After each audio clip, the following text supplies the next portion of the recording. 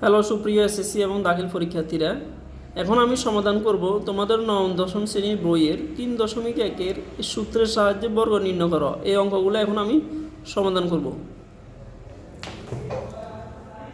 দেখো, সূত্রের সাহায্যে বর্গ নির্ণয় করো। এখানে ক নম্বর আছে 2a + 3b। আমাদেরকে বলছে সূত্রের সাহায্যে বর্গ নির্ণয় করতে। তাহলে আমরা লিখতে পারি ক নম্বর 2a + 3b।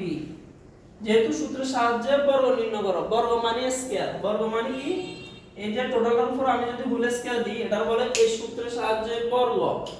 এখন দেখো এখানে 2a টা হচ্ছে আমাদের a আর 3b এটা হচ্ছে আমাদের b।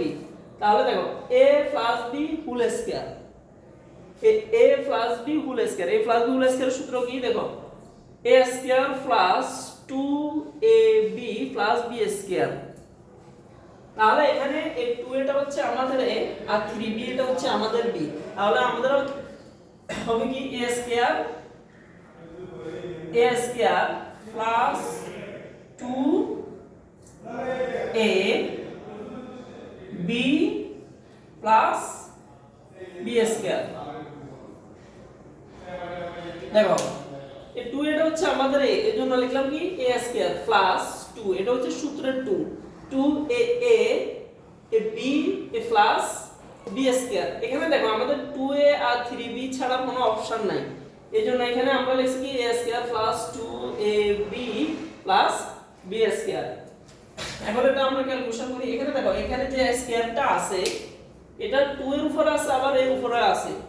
তাহলে আমরা লিখতে পারি এখানে 2 কয়টা, তাহলে 2 মানে কত 4, অর্থাৎ 4, 2 * 2 অর্থাৎ 2 দুগুণে 4।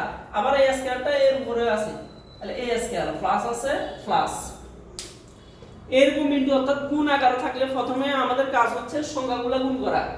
এই যে দেখো এখানে এখান থেকে এখানে কোনো যোগ বিয়োগ চিহ্ন নাই, মাঝখানে আছে শুধু ইনটু অর্থাৎ গুণ চিহ্ন। তাহলে প্রথমে আমাদের কাজ হচ্ছে সংখ্যাগুলো আমরা গুণ করব। তাহলে দেখো 2 দুগুণে 4, 3 4 12। আবার বলি যে দেখো 2 আর 2 গুণ করলে 2 দুগুণে 4, 4 আর 3 গুণ করলে 3 4 12, 12।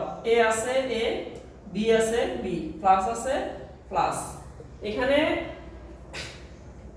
b হচ্ছে আমাদের কি 3b, সরি এখানে b হচ্ছে আমাদের কি 3b। তাহলে দেখো এই যে স্কয়ারটা আছে এটা 3 এর উপরে আছে আবার কার উপরে আছে b এর উপরে আছে। তাহলে এখানে 3 কয়টা 3 দুইটা, 3 দুইটা মানে কত 3 3 কে 9, b স্কয়ার আছে b স্কয়ার। তার মানে এটা হচ্ছে আমাদের आंसर।